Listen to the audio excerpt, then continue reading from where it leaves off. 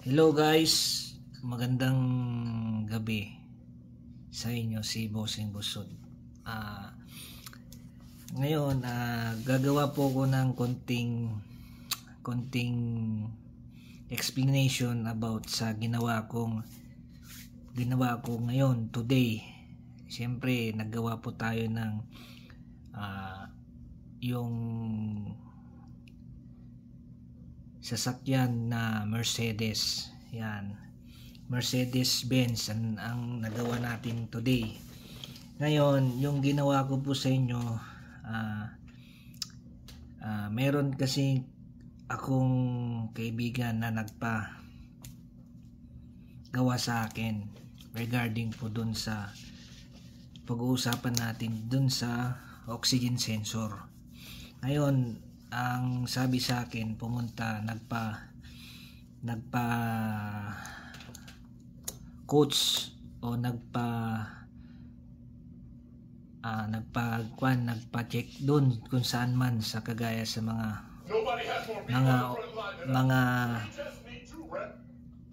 kasa, yan, yung mga may mga machine na dapat nating ipapacheck para malaman natin yung mga sasakyan natin. Ngayon, nalaman niya daw na pinacheck niya po yung oxygen sensor sa mga kasa, mga ganun mga guys. Ngayon, sabi niya, nalaman niya yung sensor daw, sabi nila, papalitan ng buo daw na sensor mga guys. Papalitan. Ngayon, ang sabi ko naman, titignan muna natin regarding po dun sa sasakyan niya, kasi sasabihin niya daw papalitan daw yung sensor, oxygen sensor. Bakit daw? Check engine. Yung mismong oxygen, yung sensor mismo dun sa may throttle body mga guys. Yan po yung pag-uusapan natin. Ngayon guys at mga viewers, ang maisasuggest ko lang po, wag muna po kayo magpapalit ng basta-basta ng oxygen sensor kung hindi nyo po napapacheck, o either papacheck nyo pa rin sa mga may mga machine o diagnostic, yung mga scanner.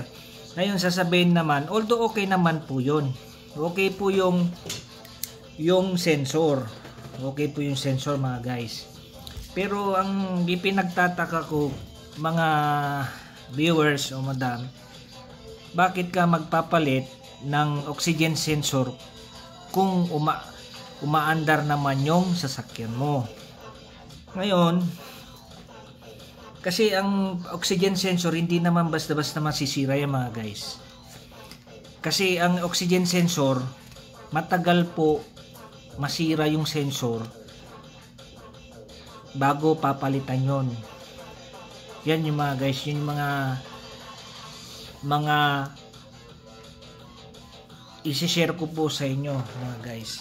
Kasi ako guys, bilang marami akong experience mga sasakyan. Although experience na dapat malaman at kailangan yung pag-aralan lagi po yung mga sasakyan. Hindi basta-basta po na pag sinabing sirang ganito, hindi po ganun mga guys. Kailangan titignan mabuti at pag-aralan kung bakit ang sasakyan nasisira mga guys. Yun lang po yung mga isi-share ko po sa inyo mga guys. Although ang sa akin guys, ako pinag-aaralan ko lahat yung mga sasakyan ganyan. Hindi basta-basta magpapalit kung hindi sira mga guys. Masisira lang yan pagka may mga umiilaw o hindi nagfa-function about dun sa sensor mga guys. Guys, pag-uusapan natin yung oxygen sensor. ano ba yung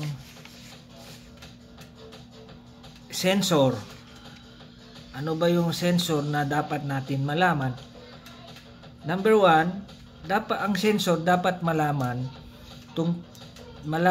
talaga yung sensor kung ano po yung mga bakit natin palitan, bakit natin ayusin o linisin mga guys. Yun po yung mga isi-share ko po sa inyo. Guys, ang sensor guys, dapat nyong malaman, yung sensor, yun yung nagbibigay ng mga, kalimbawa, yung air mixture na manggagaling doon sa pag in-start yung ganon, ano yung mga una, kaya meron nga yung air mixture or yung combustion na tinatawag. Yan po yung sinusunog, kumbaga yung mixture, tapos oxygen para makapagbigay ng hangin doon sa sensor mga guys. Yun po yung i-share ko po sa inyo. Ang oxygen, ang pag-uusapan natin, ano ba ang connection about doon yung oxygen sensor mga guys, kung bakit nagkakaroon ng check engine yung sasakyan natin. Kumbaga, ito po yung oxygen sensor, siya yung nagfo-flow about yung mga airflow going to ang tawag air mixture from mixture to from going to air mixture. Siya yung nagbibigay ng hangin para mag-circulation po yung combustion papunta dun sa sa mga muffler, yung muffler doon po dun sa lalabas ng mga, yung tawag nito, yung buga doon sa papuntang tambutso ang tawag yun, yung usok ang tawag yun mga viewers. Pero ang explanation about doon mga guys, yung problem bakit daw nagkakaroon ng check engine. Ang check engine kasi malalaman lang kung bakit nagkakaroon, dahil isa pa yan yung kinakarga natin ng mga gasolina mga guys. Kagaya yung unleaded, meron yung unleaded, premium, mga ganon. Yun yung proof kung bakit nagkakaroon ng check engine, dahil sa linalagay nating gasolina na pag nagkakarga po tayo ng gasolina natin, pag pinasok natin dun sa fuel tank natin, yun po talaga nagkakaroon yung sa gasolina pag nagkarga, kung ano dapat may mga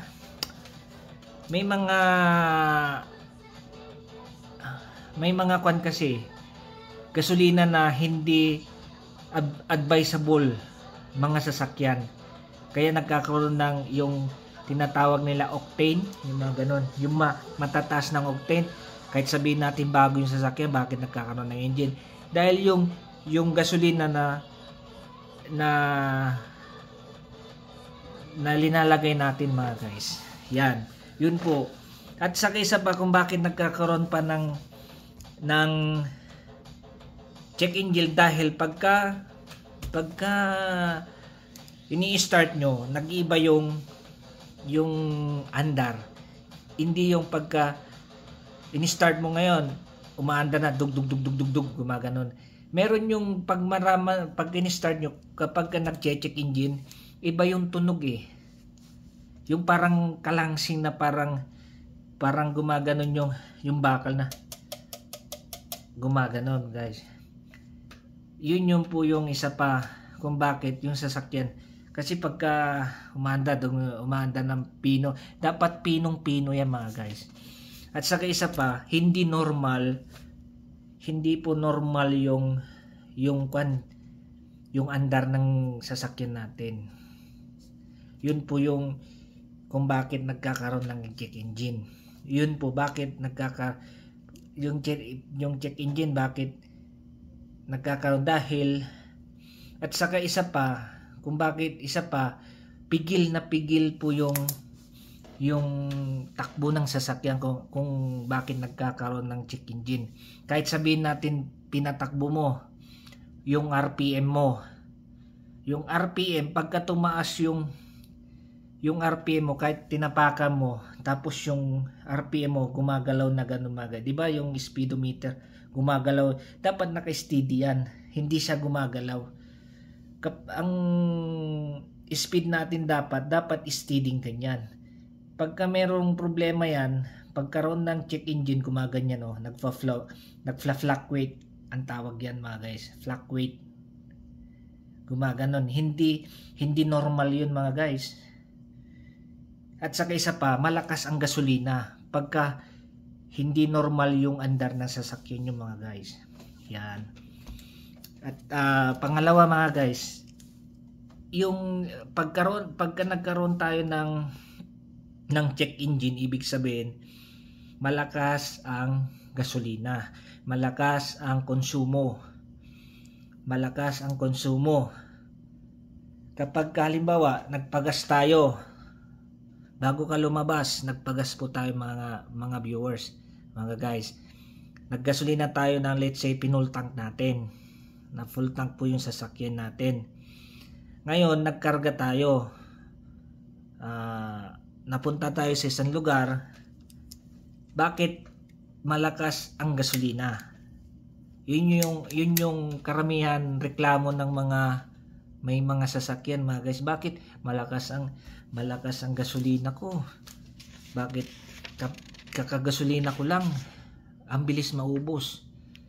Ganun yun mga guys, ganun yun po yung mga problema. Kasi guys, kaya nagkakaroon ng ganun, nagkakaroon ng check engine nga. Yun po yung mga cause at yung mga na-experience na problema dun sa sasakyan nyo. Mapabago man yan, luma, brand new man yan, kahit anong klaseng sasakyan, kahit sabihin natin yung mga Mercedes, yung BMW, mga ganun. Guys, hindi magkakaroon ng lahat ng sasakyan nag-check engine yan. Depende doon sa kinakarga nyong mga gasolina. May mga gasolina na hindi match doon sa sasakyan nyo, kung ano yung octane, o kung ano yung magandang klaseng sasakyan. Kaya nga nagkakaroon ng ng check engine mga guys. Yun po yung mga problema kung bakit nagkakaroon ng check engine. Sasabihin nyo iba, bakit tinanggal ko na, sasabihin, pinacheck ko na po dun sa kasa, bakit bumabalik pa rin? Bakit pinayos ko kahapon, pero bakit bumabalik yung check engine? Guys, yun po yung problema. Yung mga gasolina na kinakarga natin na hindi match doon sa octane na ginagamit natin. Pero although lahat pwede, depending on your car, kung ano yung nakalagay sa manual nyo. Kasi meron dun sa manual, nakikita nyo manual, di ba?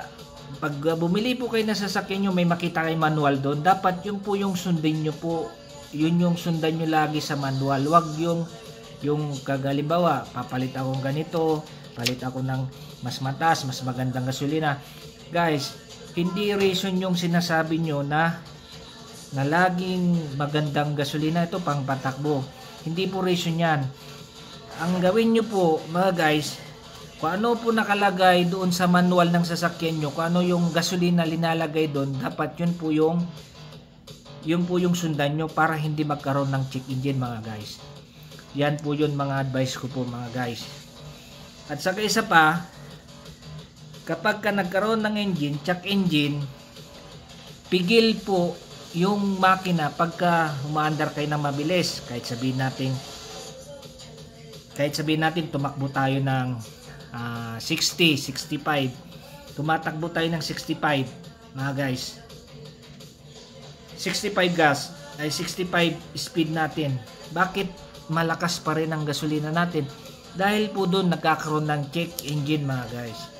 Yun yung mga dapat natin malaman mga guys. Bakit nagkakaroon ng check engine? Isa yun. Kung ano yung mga kinakarga nyo mga gasolina, doon po nagkakaroon ng check engine. Bakit nagkakaroon ng engine? Bago naman to mga guys. Ibig sabihin, kung ano yung kinakarga nyo mga guys, dapat yun po yung kakarga nyo. Kung ano yung nakalagay sa manual, dapat yung sundin nyo. Saka, isa pa mga guys, ang reason kung bakit merong check engine, hindi nagmamatch ang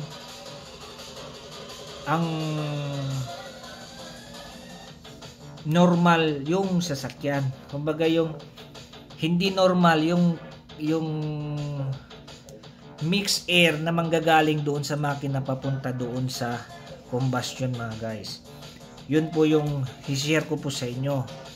Number 1, kailangan nyo pong i-check mabuti yung sasakyan nyo. Hindi basta-basta nagkaroon kayo ng check engine, sinabi nyo, nag-check engine ako, sasabihin daw, palit daw ng map sensor, palit daw ng map sensor o kwan. Huwag kayo magpapalit guys. Dapat ang gawin nyo muna, number 1, linisin nyo muna yung map sensor bago nyo po palitan. Kasi ang map sensor hindi po basta-basta masisira. Ang map sensor hindi basta-basta masisira kung walang defective o walang kwan mga guys.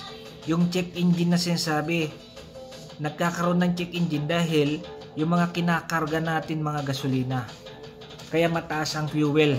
Yung fuel natin about doon, malakas.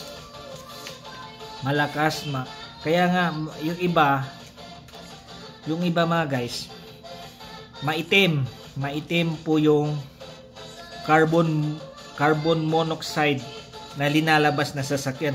Bakit maitim? Kaya nga po doon nagsisimula yung check engine. Dapat i-check nyo mabuti. Hindi basta-basta. Malalaman nyo lang mga guys pag sira yan, pagka hindi na umaandar yung sasakyan. Yan lang po yung may share ko mga guys. Yan yung sinasabi ko po sa inyo na linis lang mga guys para hindi kayo gumastos. Mas maganda po yun, linisin muna.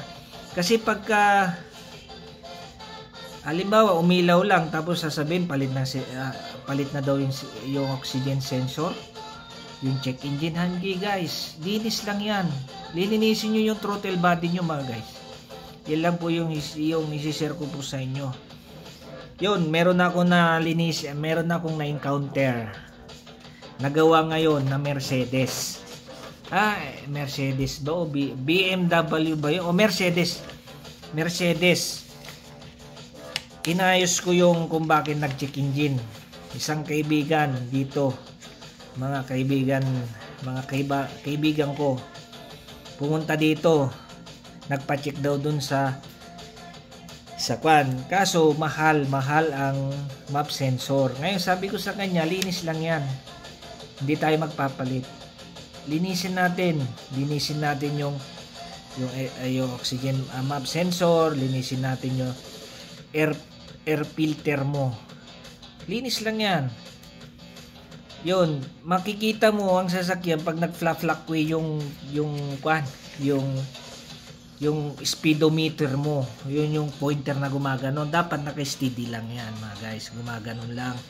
Pagka sira kung halimbawa sira yung muffler mo, sira yung map sensor mo, dapat hindi na-andar yung makina mo mga guys. Yan lang yung i-share ko po sa inyo mga guys. nakapagbigay po ako sa inyo ng ideya. Kasi sa totoo lang, ako, si Bossing Busot, mas gusto ko pong i-share yung mas hindi tayo magastusan o yung mga pyesa. Kailangan i-check natin muna agad.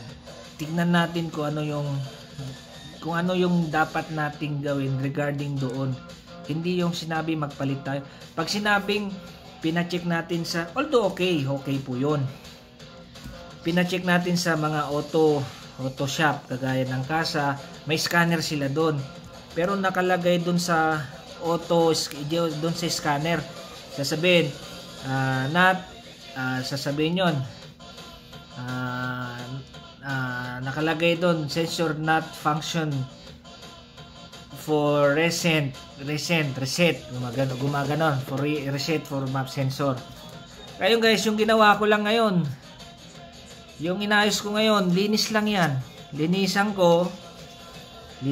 ko yung map sensor nya, linisin ko lang yung filter nya, lahat, tinanggal ko lahat, linis, gumamit ng airflow map sensor cleaner ang ginamitan ko.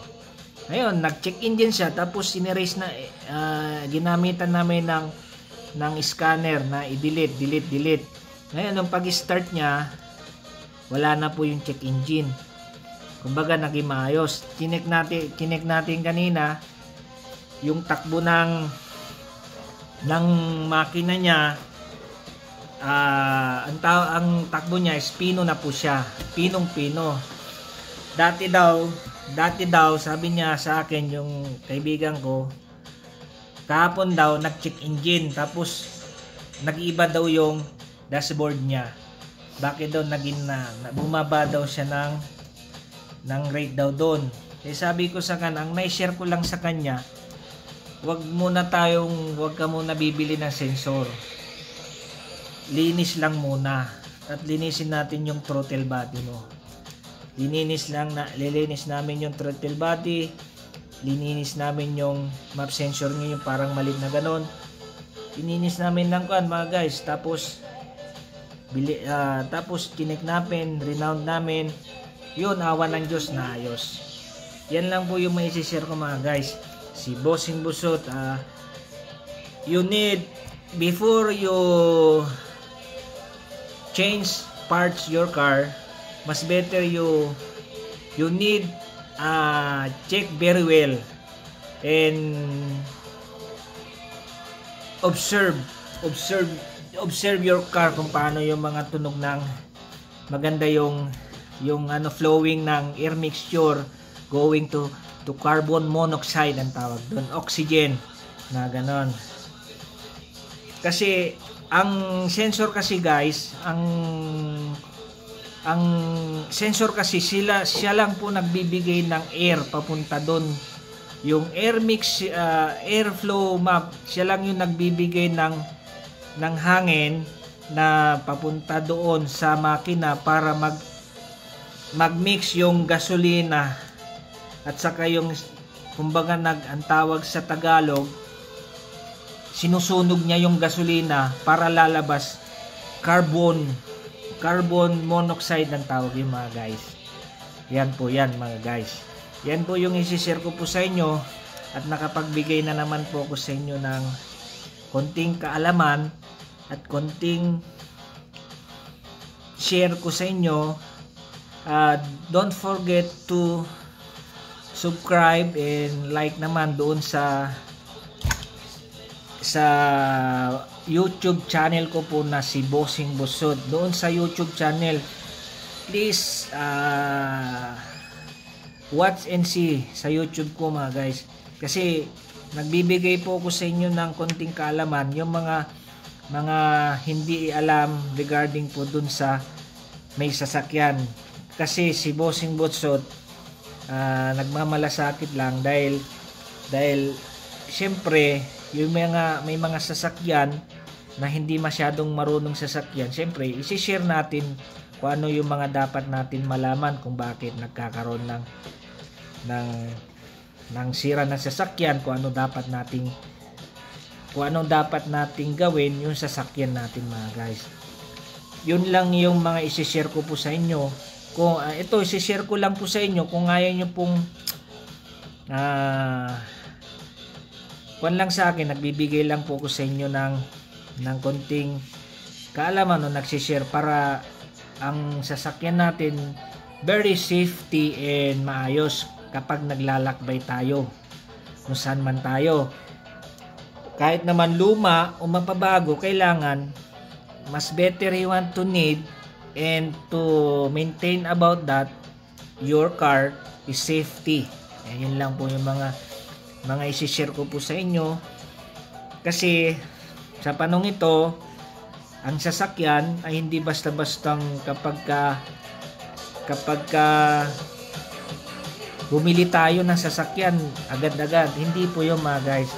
Ang sa akin lang, isi-share ko lang po sa inyo para at least alam nyo at awareness po kayo sa mga kalagayan ng sasakyan mo guys.